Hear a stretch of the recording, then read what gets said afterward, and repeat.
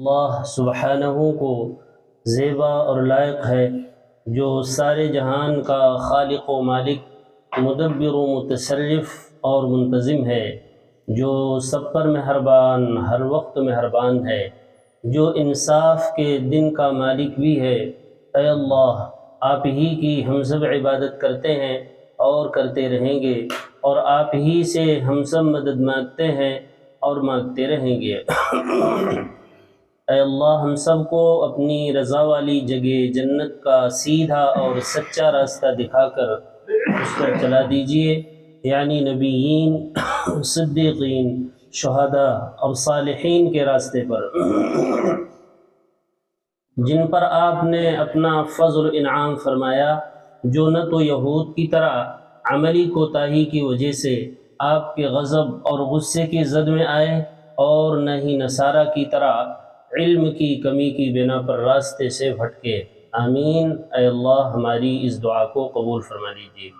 درود و سلام نازل ہو تمام انبیاء کرام پر، خصوصاً آخری نبی محمد صلی اللہ علیہ وآلہ وسلم پر، آپ کی آل اور اصحاب پر۔ اما بعد، فأعوذ باللہ من الشیطان الرجیم، بسم اللہ الرحمن الرحیم۔ اقرأ باسم ربک الذی خلق، خلق الإنسان من علق، اقرأ وربك الأكرم الذي علم بالقلم، علم الإنسان ما لم يعلم، علم الإنسان ما لم يعلم، كلا إن الإنسان ليطغى أن رآه استغنى، إن إلى ربك الرجعى۔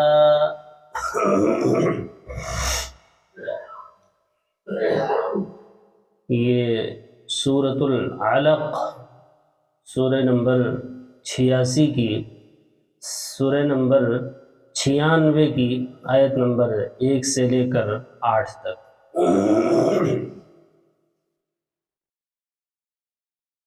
وہ 3 کا ذرا سرسری طور سے ترجمہ ذرا دیکھ لیں، اور ذہن میں اس کا جو مفہوم ہے ایک مرتبہ ذرا لے آئیں۔ فرمایا، قسم ہے انجیر کی اور زیتون کی، صحرائے سینا کے طور پہاڑ کی قسم، اور اس امن والے مکہ شہر کی قسم۔ یہ ایک حقیقت ہے کہ ہم نے انسان کو اس پہلی تخلیق میں سب سے حسین بنایا ہے، سب سے خوبصورت بنایا ہے، سب سے زیادہ باکمال ہم نے انسان کو بنایا ہے۔ لیکن ثم رددناه اسفل سافلین، پھر ہم دوسری تخلیق میں انسان کو اسفل سافلین، نیچوں میں سے بھی سب سے نیچا، یعنی تمام مخلوق میں سب سے بدتر بنانے والے ہیں۔ اسی مضمون کو اللہ نے سورۃ العصر میں بھی فرمایا، والعصر، قسم ہے زمانے کی، ان الانسان لفی خسر، ثم رددناه اسفل سافلین، یہ کا مختصر ترجمہ ہے ان الانسان لفی خسر، تمام کے تمام انسان گھاٹے میں ہیں، خسارے میں ہوں گے، آخرت میں، دوسری زندگی میں سب کے سب خسارے۔ اور اگر اس خسارے کی تفصیل کریں تو یہ ہے کہ ثم رددناه اسفل سافلین، ہم اس کو پھیر دیں گے، تمام سب مخلوق سے سب سے نیچا کر دیں گے، مخلوق میں سب سے بدتر بنا دیں گے۔ اور شرح اللہ نے اگلی صورت میں کی، اولئک هم شر البریہ، تمام مخلوق، بریہ مانے مخلوق، تمام مخلوق میں سب سے شر، سب سے بدتر انسان کو بنائیں گے۔ تو کوئی بچے گا؟ ہاں، کچھ لوگ بچیں گے۔ وہ کون ہیں جو بچیں گے؟ سورہ اسرا میں بھی فرمایا کہ خسارے سے بچیں گے کون لوگ؟ جو 4 کام کرنے والے، الا الذین آمنوا وعملوا الصالحات وتواصوا بالحق وتواصوا بالصبر، جو ایمان لائے اور اچھا عمل کیا، حق بات کی وصیت اور نصیحت کرتے رہے دوسروں کو بھی، وتواصوا بالصبر، اور جو کچھ بھی حالات آئے ایمان اور اعمال اور دعوت پر، اس پر صبر کرتے رہے، یہ کامیاب ہوں گے، یہ خسارے میں نہیں ہیں۔ اسی طریقے سے جو فرمایا ثم رددناه اسفل سافلین، ہم تمام مخلوق سب سے بدتر بنا دیں گے انسان کو دوسری تخلیق میں، تو یہ سب کو نہیں، سب کو نہیں، الا الذین آمنوا، وہی بات، مگر جو لوگ ایمان لائے۔ یہی دیکھیں اسفل سافلین، سب سے نیچے ان لوگوں کو نہیں کریں گے جو ایمان لائے، الا الذین آمنوا، مگر جو لوگ ایمان لائے، وعملوا الصالحات، اور بہترین اعمال کیے، تو فلہم اجر غیر ممنون، ان کے لیے تو پھر ایسا اجر ہے غیر مقطوع، جو کبھی ختم ہونے والا ہی نہیں، عطاء غیر مجدود، ایسی عطا ہے اللہ کی جو کبھی بھی ختم نہیں ہوگی، اس زندگی سے بھی، اور یہ جس صورت میں ہم ہیں اس سے بھی زیادہ حسین اللہ بنا دیں گے، کس کو؟ ایمان اور عمل صالح کرنے والوں کو، اس سے بھی زیادہ حسین، جس پہلی تخلیق میں اللہ نے سب کو ہی حسین بنایا ہے، اور دوسری تخلیق میں تمام انسانوں کو سب سے بدتر بنائیں گے، تو جو لوگ ایمان اور عمل صالح والی زندگی اختیار کر رہے ہیں ان کو پہلے سے بھی زیادہ حسین بنائیں گے اور زندگی بھی اعلیٰ۔ آخر میں فرمایا یہ تو ایسی حقیقت ہے اور ایسی بدیہی بات ہے کہ چھوٹا سا حاکم ہو دنیا کا، اس کے ہاں مجرموں کے لیے الگ قانون ہوتا ہے اور فرما برداروں کے لیے الگ قانون ہوتا ہے۔ جو لوگ وفادار ہیں ملک کے ان کے لیے انعامات ہوتے ہیں، اور جو غدار ہوتے ہیں ان کے لیے سزائیں ہیں، ہے یا نہیں؟ تو الیس اللہ باحکم الحاکمین، اللہ تمام حاکموں سے بھی نعوذ باللہ گیا گزرا، اس کے لیے کوئی قانون نہیں اس کے ہاں؟ سوچو ذرا، الیس اللہ باحکم الحاکمین، تمام حاکموں کا حاکم تو اللہ ہے، تمام فرما رواؤں کا بھی فرما روا اور بادشاہ حقیقی تو اللہ ہے، اس کے یہاں کوئی قانون نہیں ہوگا؟ خود عقل سے ذرا سوچ لو، یہ کیسے ہو سکتا ہے کہ اللہ کے فرما بردار اور نافرمان سب اگلی زندگی برابر رہیں گے جیسے دنیا میں؟ ایسا کیسے ہو سکتا ہے؟ جب یہ بات آ گئی تمہارے سامنے کہ دنیا کا ایک معمولی حاکم بھی اس چیز کو جانتا ہے کہ فرما برداروں کے لیے جزا ہے اور نافرمانوں کے لیے سزا ہے، تو جو احکم الحاکمین ہے اس کے ہاں یہ قانون کیسے نہیں ہو سکتا ہے؟ فما یکذبک بعد بالدین، اس حقیقت کے سمجھ لینے کے بعد بھی تمہیں بالدین، مالک یوم الدین کی تکذیب پر، جھٹلانے پر کون سی چیز آمادہ کرتی ہے؟ یہ تو ایک موٹی سی بات ہے کہ جو لوگ اچھا عمل کریں گے ان کے لیے اچھا بدلہ ہے، اور جو لوگ برا عمل کر رہے ہیں دنیا میں رہتے ہوئے ان کے لیے برا بدلہ ہے۔ سیدھی بات ہے۔ اچھا، آج کا درس فرمایا اقرأ بسم ربک الذی خلق، پڑھیے اے پیغمبر محمد صلی اللہ علیہ وسلم، پڑھیے۔ یہ پڑھیے کا مطلب ہے خود بھی پڑھیے اللہ کی کتاب، اور اقرا علی الناس اس کے معنی بھی آتا ہے لوگوں کو بھی سنائیے، پڑھ کر سنائیے۔ وَقُرْآنًا فَرَقْنَاهُ لِتَقْرَأَهُ عَلَى النَّاسِ، یہ قرآن ہم نے جو تفصیل کی ہے قرآن کی، اتنی وضاحت کی ہے قرآن میں اپنی باتوں کی، ہم نے اس لیے کی ہے پیغمبر لِتَقْرَأَهُ عَلَى النَّاسِ، تاکہ آپ لوگوں پر پڑھ کر اسے سنائیں، تاکہ اس تفصیل کو پڑھ کر لوگوں کے سامنے سنائیں آپ، لِتَقْرَأَهُ عَلَى النَّاسِ۔ تو دونوں معنی میں آتا ہے اقرا، خود پڑھنے کے معنی میں بھی آتا ہے، اور دوسروں کے سامنے پڑھ کر سنانے کے معنی میں بھی قرآن نے جگہ جگہ استعمال کیا ہے اقرا کو۔ فرمایا وَإِذَا قَرَأْتَ الْقُرْآنَ، ایک جگہ فرمایا 15ویں پارے میں وَإِذَا قَرَأْتَ الْقُرْآنَ جعلنا بینک وبین الذین لا یؤمنون بالآخرۃ حجابا مستورا، اے پیغمبر جب آپ لوگوں کے سامنے قرآن پڑھتے ہیں تو جو لوگ آخرت پر ایمان نہیں رکھتے ہیں نا، ان کے اور اس قرآن کے درمیان یا آپ کے درمیان ہم ایک پردہ حائل کر دیتے ہیں، تو اس پردے کی وجہ سے ان کے سر کے اوپر سے یہ باتیں گزر جاتی ہیں، ان کو یہ باتیں سمجھ ہی نہیں آتی ہیں ہو کیا رہا ہے، بات کیا ہو رہی ہے۔ یہ قرآن کا معاملہ ہے کہ جو لوگ آخرت پر ایمان نہیں رکھتے ہیں تو اللہ نے کیا کہا، جب آپ اے پیغمبر ان کے سامنے آپ قرآن پڑھ رہے ہوں، جس سے بڑھ کر پڑھنے والا کوئی نہیں، بھئی آپ سے بڑھ کر کوئی داعی ہے اور قرآن سے بڑھ کر کوئی دعوت ہے، دعوت دینے والا محمد صلی اللہ علیہ وسلم دعوت دے رہے ہیں قرآن کے ذریعے سے، اور اللہ نے کیا کہا، جو لوگ آخرت پر ایمان نہیں رکھتے ہیں جب آپ بھی ان کے سامنے قرآن پڑھتے ہیں تو ہم ان کے درمیان اور آپ کے درمیان ایک پردہ، مخفی پردہ حائل کر دیتے ہو، پردہ دکھائی نہیں دیتا، ان کے دل کے اندر ہوتا ہے، ان کے دل پر ہوتا ہے، وہ پردہ ڈال دیتے ہیں، جس کی وجہ سے قرآنی باتیں انہیں کچھ بھی سمجھ میں کچھ بھی نہیں آتی سمجھ۔ وہ اسے یہ سوچتے رہتے ہیں یہ بات کیا ہو رہی ہے اور کہاں کی ہو رہی ہے اور ہم کو مطلب کیا ہے ان باتوں سے، یہ سمجھ کر ٹال دیتے ہیں۔ تو کیا فرمایا؟ اقرأ، بہت اہم باتیں ہیں بھائی، یہ بہت اہم باتیں ہیں۔ فرمایا اقرأ، اے پیغمبر آپ پڑھیے، خود بھی پڑھیے اور لوگوں کے سامنے بھی پڑھ کر اس کتاب کو سنائیے۔ اتل ما اوحی الیک، یہ بھی آیا ہے نا 21واں پارہ کہاں شروع ہے؟ اتل ما اوحی الیک، تلاوت کیجئے ما اوحیہ کو، جو وحی کی گئی اس کو لوگوں کے سامنے تلاوت کیجئے۔ اچھا دوسری چیز کیا فرمایا؟ بسم ربک الذی، جب بھی آپ لوگوں کے سامنے پڑھیں گے قرآن کو تو یہ نہ معلوم ہو کہ یہ داعی کا کلام ہے، یہ واضح ہونا چاہیے کہ کلام کس کا پڑھا جا رہا ہے؟ اللہ کا۔ اللہ کے حوالے سے بات کیجیے، جو بات کریں گے لوگوں سے تو کس کے حوالے سے بات کریں گے؟ اللہ کے حوالے سے بات کریں گے، اپنی طرف سے بات کچھ بھی نہیں کرنا ہے۔ سبحان اللہ۔ بسم ربک الذی، اس رب کے نام سے آپ سنائیے، اس رب کا نام لے کر سنائیے تاکہ پتہ چلے کہ یہ کلام کس کا ہے؟ اس اللہ کا ہے جس نے انسان کو جمے ہوئے خون سے یہاں تک پہنچا دیا۔ آگے آ رہا ہے خلق الانسان من علق، کون اللہ مخاطب ہے انسان سے؟ وہی اللہ جس نے انسان کی تخلیق کی اور کہاں سے اٹھایا؟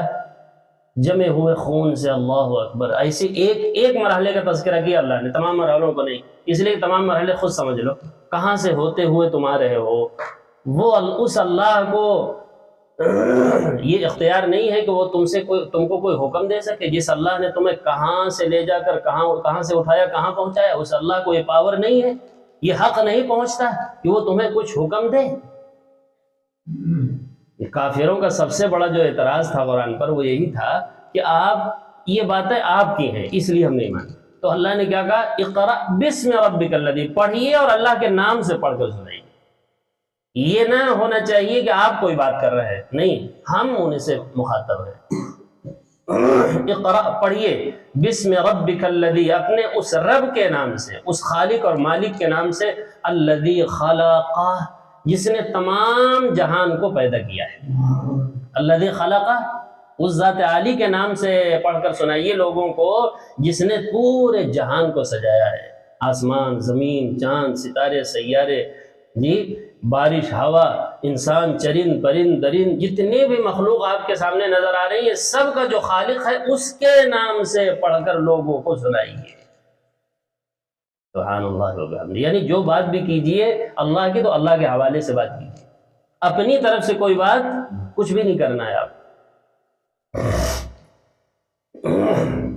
اچھا، الذی خلق، جس نے تمام جہان کو پیدا کیا ہے، اس کے نام سے پڑھ کر لوگوں کو سنائیے۔ خلق الانسان من علق، خلاصہ کائنات، انسان کو کہاں سے بنایا اس نے؟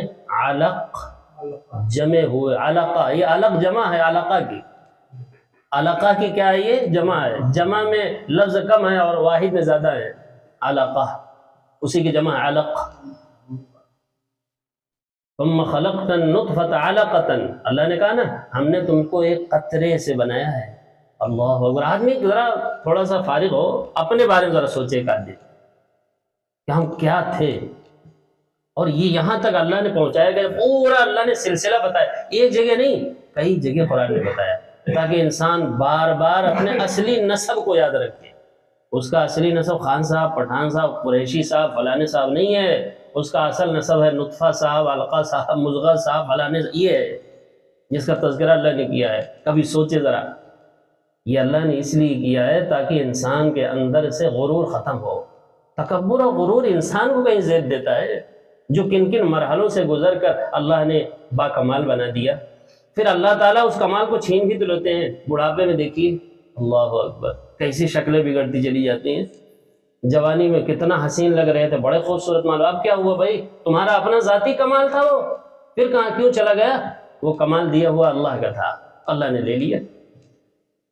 اللہ الذی خلقکم من ضعف ثم جعل من بعد ضعف قوة ثم جعل من بعد قوة ضعفا وشیبہ، اللہ نے کہا اللہ وہی تو ہے جس نے تم کو بالکل کمزور اور ناتواں پیدا کیا تھا شروع میں. دیکھو ذرا اپنی حالت بچپنے میں کیسے کمزور ہوتے ہیں. ماں باپ اگر جو ہے اس طرح خدمت نہ کریں نہ اٹھائیں تو آدمی وہیں کے پڑا رہ جائے گا. پھر اللہ تعالیٰ دھیرے دھیرے قوت دیتے ہیں اور جوانی عطا کرتے ہیں. پھر اللہ نے کہا پھر ہم ذوف کی طرف لے آتے ہیں, پھر کمزوری کی طرف لے آتے ہیں, بڑھاپے کی طرف, پہلی حالت کی طرف پھر لوٹا دیتے ہیں. ایک دم کمزور ناتواں بچوں والی حرکت انسان کرنے لگتا ہے. کتنے بوڑھے ہیں جب عمر زیادہ ہو جاتی ہے تو ان کے اور بچوں میں کوئی فرق نہیں رہ جاتا ہے, ان کی سوچ بھی بچوں والے ہی ہوتی ہے. اسی کو اللہ نے کہا یہ ہے انسان تیری حقیقت.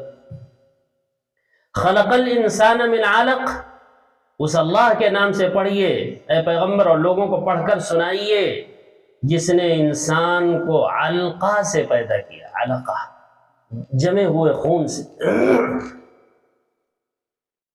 اچھا اقرأ, پھر وہی بات ہے, پھر وہی بات جو پہلی آیت میں ہے, اقرأ پڑھیے اپنے وربک الاکرم, جس رب کے نام سے پڑھنے کا حکم دیا جا رہا ہے وہ رب بہت کریم ہے, بہت رحیم ہے اور بہت کریم ہے اپنے بندوں پر, نہایت کرم کرنے والا, رحم کرنے والا. ابھی تو پیچھے کرم کی باتیں بیان ہوئی نا, اور بھی باتیں سن لیجئے کتنا کریم ہے. یا ایھا الانسان ما غرک بربک الکریم, بہت کریم ہے وہ. کون ہے وہ؟ الذی خلقک, اس کا کرم تو دیکھیے کہ تم کو کیسے اس نے بنا دیا ہے, اس کا کرم ہی ہے, رحم ہی ہے. ورنہ اس کو تو کوئی ضرورت تمہاری ہے نہیں, ہاں تمہیں بنا دیا تم کو ہی فائدہ دینے کے لیے کہ اگر تم امتحان میں پاس ہو جاؤ دنیا کے اندر تو تمہیں ایسی ایسی نعمتیں ہم عطا کرنے والے ہیں. الذی خلقک, یہ اس کا کرم ہے کہ خلقک, تم کو پیدا کیا, فسواک, بالکل درست پیدا کیا, فعدلک, عدل کے ساتھ پیدا کیا, ہر چیز کو برابر رکھا, فی ای صورت ما شاء رکبک, اس کے کرم میں سے یہ بھی ہے کہ الگ نرالی شکل و صورت دینے والا, نرالی شکل و صورت والا بنا دیا. یہ سب اس کا کرم بیان ہوا. اور بھی کرم یہاں سن لیجئے, اس کے کرم میں سے یہ بھی ہے, اس کے رحم میں سے یہ, نہایت کریم رب ہے, اس کے نام سے پڑھیے. آپ کا رب بڑا کریم ہے. کیا کرم ہے اس کا؟ الذی علم بالقلم, اس کے کرم اور رحم ہی میں سے یہ بات بھی ہے کہ علم بالقلم, انسان کو قلم پکڑنا سکھایا, اسے عقل و شعور عطا کیا, عقل و شعور دے کر قلم سے لکھنا سکھایا. بتاؤ کوئی مخلوق چاہے جتنی بڑی مخلوق وہ قلم پکڑ سکتی ہے, سنبھال سکتی ہے؟ بھائی قلم سے کون لکھ سکتا ہے؟ جس کو سب سے پہلے اللہ نے عقل اور شعور عطا کیا ہو, تبھی تو وہ سوچے گی دماغ سے اور پھر اس کے بعد کچھ لکھ سکتی ہے. یہ بہت بڑی نعمت ہے. قلم کے ذریعے علم سکھایا.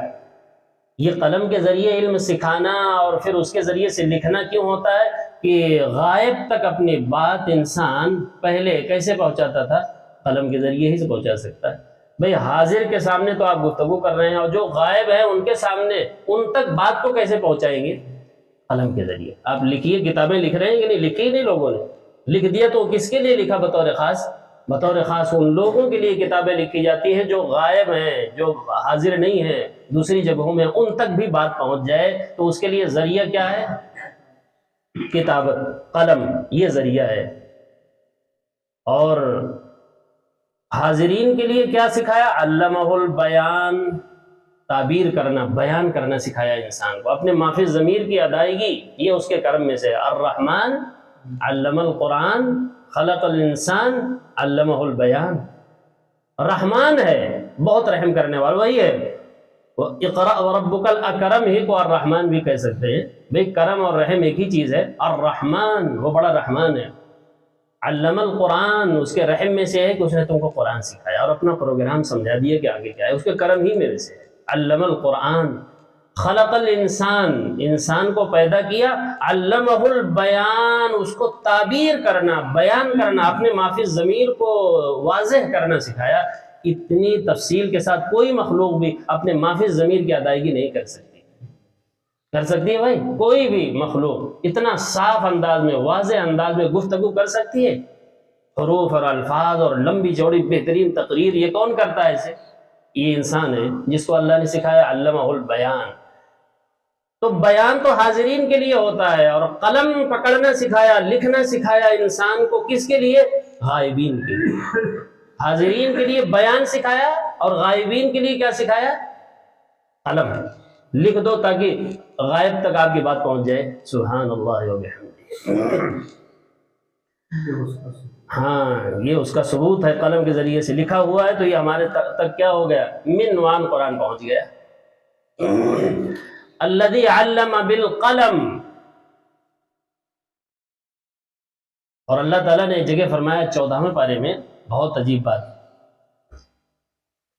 اس زمانے میں تو قلم ہی تھا غائب تک پہنچانے کے لیے، اور آج اللہ تعالیٰ نے کتنی چیزیں غائب تک پہنچانے کے لیے کر دی.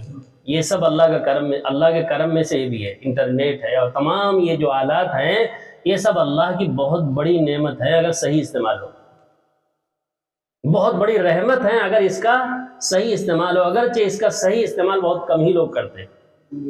جو صحیح استعمال ہے ان چیزوں کا، ان نعمتوں کا کرتے ہیں لوگ، صحیح نہیں، غلط ہی استعمال کرتے ہیں. لیکن اگر اس کا صحیح استعمال کرو تو یہ دعوت کا ذریعہ بھی ہے.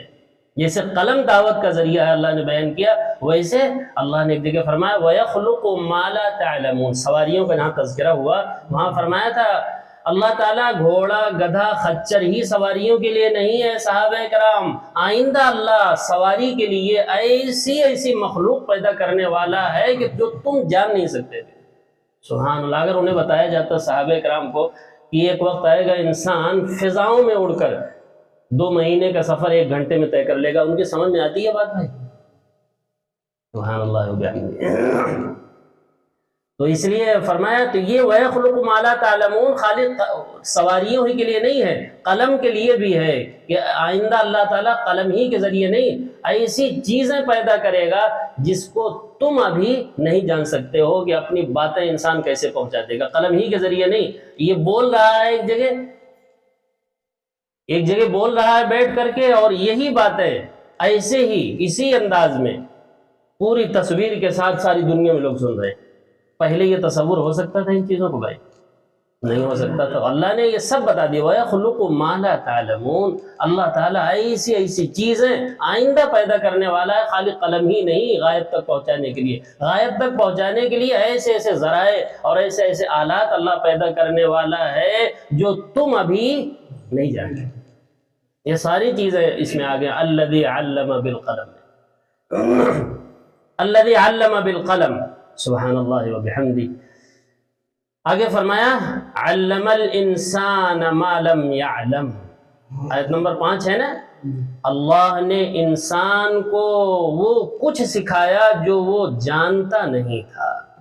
اللہ نے جب ماں کے پیٹ سے نکالا تو کیسا ناتواں اور کمزور تھا. ایک جگہ اللہ نے فرمایا 14ویں پارے میں واللہ اخرجکم من بطون امہاتکم لا تعلمون شیئا. اللہ سبحانہ وہی تو ہے جس نے تم کو تمہاری ماؤں کے پیٹ سے اس طرح نکالا تھا کہ اس وقت تو تم کچھ بھی نہیں جانتے تھے، ذرا بھی کچھ نہیں جانتے تھے. وَجَعَلَ لَكُمُ السَّمْعَ وَالْأَبْصَارَ وَالْأَفْئِدَةَ. پھر تم کو کان میں قوت شنوائی اور آنکھ میں قوت بینائی اور دل و دماغ میں سوچنے کی صلاحیت اسی نے پھر عطا کر دی. سب صلاحیتیں تم کو عطا کر دی. قلیلا ما تشکرون. لیکن شکر کرنے والے بہت کم ہیں. اللہ کی ان نعمتوں کے بارے میں سوچتے نہیں ہیں، شکر نہیں کرتے ہیں. تو بتائیے اللہ تعالیٰ ہی نے یہ سارے اعضائے علم ہیں. اعضائے علم کون کون سے ہیں؟ کان، آنکھ، دل و دماغ، قوت لامسہ. بہت سی چیزوں کا علم انسان کو ہوتا ہے چھو کر کے. جی بہت سی چیزوں کا علم کیسے ہوگا آپ کو؟ چھو کر. کوئی چیز نرم ہے یا سخت ہے تو اس کا علم کیسے ہوگا؟ دیکھ کر تھوڑا ہی ہوگا بھائی، کیسے ہوگا؟ چھو کر ہوگا. اس کو کہتے ہیں قوت لامسہ. چھونے کی قوت اللہ نے رکھی ہے. بہت سی چیزیں انسان چھوتا ہے اور اس کے علم میں بات آ جاتی ہے، اچھا یہ چیز نرم ہے، اچھا یہ چیز سخت ہے. تو آپ کے علم میں کیسے آئی؟ چھو کر کے. یہ قوت لامسہ، یہ بھی ذریعہ علم ہے. قوت باصرہ، بہت سی چیزوں کا علم دیکھ کر انسان حاصل کرتا ہے. نابینا بہت چیز جان ہی نہیں سکتا کیونکہ اس کے بعد آنکھیں نہیں ہے. لال ہے، پیلا ہے، ہرا ہے، کیا ہے، نابینا تھوڑا ہی جان سکتا ہے بھائی. کون جانے گا؟ دیکھنے والا ہی جانے گا. بہت سی چیزیں انسان سن کر علم حاصل کرتا ہے. یہ تیسرا ذریعہ علم ہے، سن کر. بہرا آدمی کچھ نہیں جان سکتا. جو آدمی سنتا ہے وہ جانتا ہے کہ بھئی آواز کس کی اچھی ہے، کس کی خراب ہے، کس نے کیا کہا، کس نے گالی دی، کس نے قرآن پڑھا. یہ کیسے جانے گا؟ سن کر ہی تو جانے گا. اور بہت سی چیزیں انسان چکھ کر علم حاصل کرتا ہے. قوت ذائقہ اسے کہتے ہیں. نمک کسی چیز میں تیز ہے یا نہیں ہے یا دھیم ہے یا دھیما ہے تو کیسے جانے گا وہ؟ دیکھ کر، سن کر نہیں، چکھ کر۔ اس کا علم کیسے ہوگا؟ چکھ کر۔ اور بہت سی چیزیں انسان سوچ کر سمجھ کر علم حاصل کرتا ہے۔ آخرت کے معاملات کو آدمی غور کرے، دیکھے، جی غور کرے گا تب سمجھ میں آ سکتی ہیں، وگرنہ نہیں۔ تو یہ ذریعہ علم ہے، 5 ذریعہ علم: قوت باصرہ، دیکھنے کی قوت، قوت سامعہ، سننے کی قوت، قوت ذائقہ، چکھنے کی قوت، قوت لامسہ، چھونے کی قوت، اور غور و فکر کی قوت یعنی دل و دماغ۔ یہ 5 ذریعے علم ہیں۔ اللہ نے کہا، اللہ نے انسان کو وہ کچھ سکھایا وہ جو جان نہیں سکتا تھا، یعنی ان صلاحیتوں کو دے کر اللہ ہی نے تمہیں علم سکھایا، ان صلاحیتوں کو دے کر، اور وحی کے ذریعے سے تمہیں وہ علم سکھایا جو تم عقل سے، دل و دماغ سے، نگاہ سے، ان 5 ذریعے علم سے نہیں جان سکتے تھے، وہ علم تمہیں پھر وحی سے سکھایا جو تم عقل سے بھی جان نہیں سکتے تھے۔ اگر غیب کے معاملات لوگ عقل سے جان لیتے بھائی، تو یہ جو بڑے بڑے لوگ ہیں نا، یہ سب ایمان والے ہوتے، ہے یا نہیں؟ اس کا علم انسان وحی کے ذریعے ہی سے جان سکتا ہے۔ تو یہ جو اصلاً آیت ہے اس کے لیے ہے وَعَلَّمَ الْإِنسَانَ مَا لَمْ يَعْلَمْ۔ بہت سے علوم تو اللہ نے قلم کے ذریعے سکھائے، عقل و شعور دے کر سکھایا، اور انسان کو اللہ نے وحی کے ذریعے یعنی قرآن کے ذریعے وہ علم سکھایا ہے لم یعلم، جو وہ محض عقل سے، شعور سے، نگاہ سے، قوت شنوائی اور بینائی ہی سے نہیں جان سکتا تھا، تو اللہ نے وحی کے ذریعے سے اس کو علم سکھایا، قرآن علم جو وہ کس سے نہیں جان سکتا تھا؟ حواس 5 ظاہرہ ہیں، جو علم حاصل کرنے کے 5 ذریعے انسان کو اللہ نے دیے ہیں، اس سے وہ علم نہیں حاصل کر سکتا تھا جو علم اللہ نے پھر اسے وحی کے ذریعے سے سکھایا۔ غیب کا علم، غیب کی باتوں کا علم کیسے ہوا انسان کو؟ وحی کے ذریعے۔ پیغمبر کا انتخاب ہوا، اللہ نے اس پر اپنی وحی نازل کی، اس کے ذریعے سے اپنا پروگرام اور غیبی پلان اللہ نے سمجھایا، اور یہ چیزیں انسان محض عقل سے، قلم سے، نگاہ سے نہیں جان سکتا تھا، تو اللہ نے قرآن اتار کر، وحی اتار کر ہر زمانے میں غیب کی چیزوں کو سکھایا۔ علم، یہ اس کا کرم بیان ہو رہا ہے، فرمایا نا اقرأ وربک الاکرم، اپنے اس کریم رب کے نام سے پڑھیے جس نے الذی علم بالقلم، قلم کے ذریعے سے عقل و شعور دے کر، نگاہ دے کر، قلم کے ذریعے سے بھی علم سکھایا، علم الانسان ما لم یعلم، اور جو علم انسان قلم کے ذریعے نہیں جان سکتا تھا اس کو پھر وحی کے ذریعے سے سکھایا۔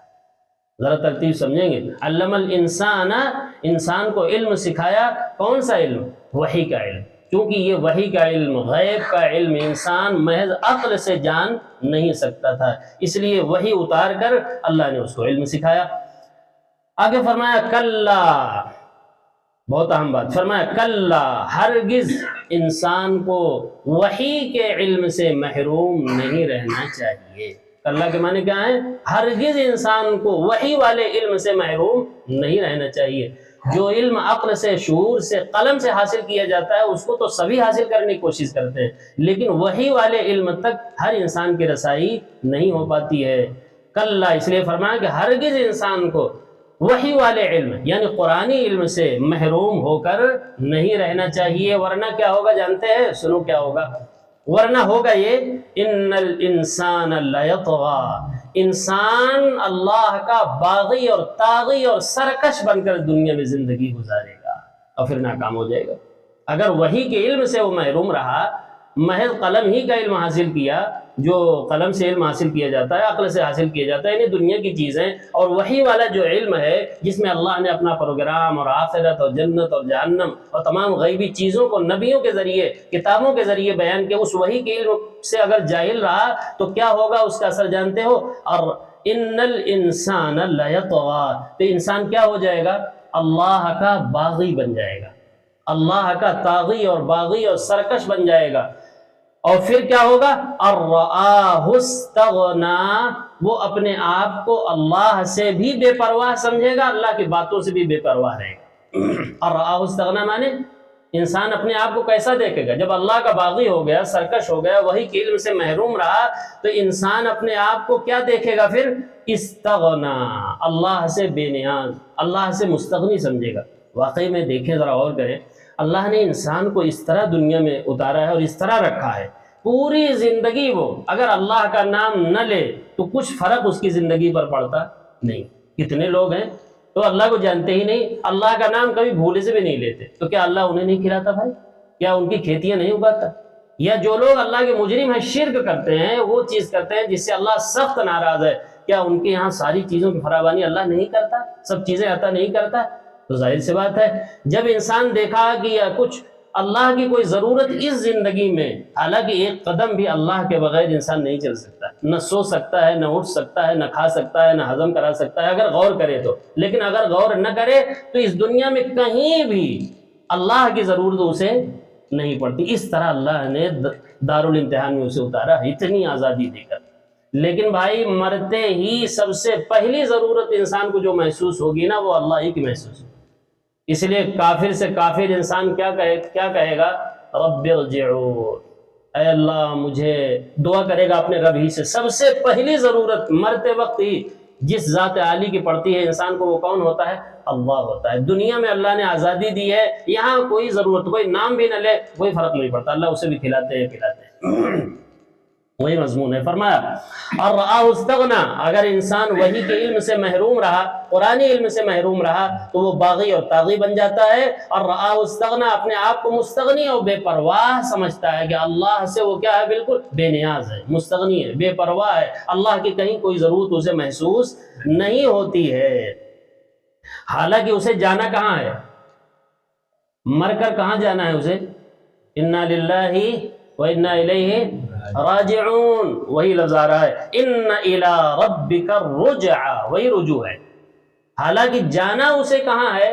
پروردگار کے پاس ہی جانا ہے، اور کوئی ٹھکانہ اس کا نہیں ہے، مرنے کے بعد جائے گا اللہ ہی کے پاس۔ اور سب سے پہلی ضرورت جو اسے مرتے وقت محسوس ہوگی، مرنے کے بعد، وہ سب سے بڑی اور سب سے پہلی ضرورت کس کی محسوس کرے گا جانتے ہیں؟ اللہ کی۔ اسی لیے کافر سے کافر انسان ہوتا ہے، جب مرنے لگتا ہے، حتیٰ اذا جاء احدهم الموت، جب ان میں سے کسی کو موت آتی ہے، جو اللہ کے باغی ہیں، سرکش ہیں، اپنے آپ کو بے پرواہ سمجھ رہے تھے دنیا میں، جب ان کو موت آتی ہے تو کیا دعا کرتے ہیں جانتے ہیں؟ رب ارجعون، اے اللہ مجھے آپ لوٹا دیجئے دارالعمل میں۔ کس سے دعا کر رہے ہیں؟ اسی اللہ سے جس سے پوری زندگی بے پرواہ تھے، لاپرواہی برتی، اس کے حکموں سے کوئی مطلب نہیں، کوئی سروکار نہیں، اللہ سے بھی کوئی مطلب نہیں، اسی اللہ سے سب سے پہلے مرتے وقت دعا کرتا ہے۔ تو اللہ نے دنیا میں تو آزادی دی ہے، چاہو تو بے پرواہ رہ کر زندگی گزارو، چاہو تو اپنے سب سے بڑی ضرورت اللہ جو تمہاری ہے وہ سمجھ بھی سکتے ہو کہ واقعی میں دنیا کے اندر سب سے بڑی ہماری ضرورت کون ہے بھائی؟ اللہ ہے۔ اگر یہ بات یہاں سمجھ میں نہ آئی تو مرتے وقت تو سمجھ میں آ ہی جائے گی، ہر ایک کے سمجھ میں آ جائے گی۔ کیوں؟ اس لیے کہ ان الی ربک الرجع، اس لیے کہ پلٹ کر جانا ہے کس کے پاس؟ تیرے رب کے طرف ہی رجوع ہونا ہے، رجوع ہونا ہے، پلٹ کر جانا ہے۔ اور اس وقت ہماری سب سے بڑی ضرورت کون ہوگی؟ اللہ۔ لیکن اس وقت ہم دعا کریں گے اور اللہ سے بہت کچھ مانگیں گے، یا لیتنی، اے کاش یہ ہو جائے وہ ہو جائے، لیکن اس وقت کچھ ہونے والا نہیں ہے۔ اس دنیا کے اندر اپنی سب سے بڑی ضرورت کس کو سمجھو؟ اللہ کو۔ تب ہے بات اللہ کی طرف رجوع ہو، توبہ طائب ہو۔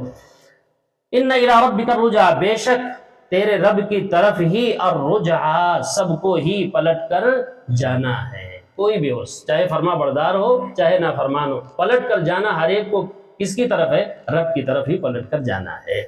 تو اگر انسان وحی کے علم سے محروم رہا تو اللہ سے کیا ہوگا؟ وہ بے پرواہ ہوگا، مستغنی ہوگا، اللہ کا باغی اور طاغی بن کر زندگی گزارے گا، حالانکہ پلٹ کر جانا ہے اللہ ہی کے پاس، اور اسی اللہ سے بے پرواہ رہا پوری زندگی، اس کے حکم سے بے پرواہ رہا۔ تو اس کے لیے سب سے اہم چیز کیا ہے کہ آپ کس کی طرف آئیں، کس کی طرف رجوع کریں؟ اس وحی کی طرف، قرآن کی طرف رجوع کریں، تاکہ ہماری ضرورت محسوس ہو کون؟ اللہ۔ اللہ تعالیٰ سے دعا ہے کہ قرآنی باتوں کو بری توجہ کے ساتھ، عظمت کے ساتھ، محبت کے ساتھ سننے کی، سمجھنے کی، اور پھر اس پر اخلاص کے ساتھ عمل کرنے کی توفیق عطا فرمائے۔ جب تک زندہ رکھے صحیح ایمان، صحیح اسلام پر زندہ رکھے، جب موت آئے تو صحیح ایمان، صحیح اسلام پر موت آئے۔ سبحانک اللہم و بحمدک، اشہد ان لا الہ الا انت، استغفرک و اتوب الیک۔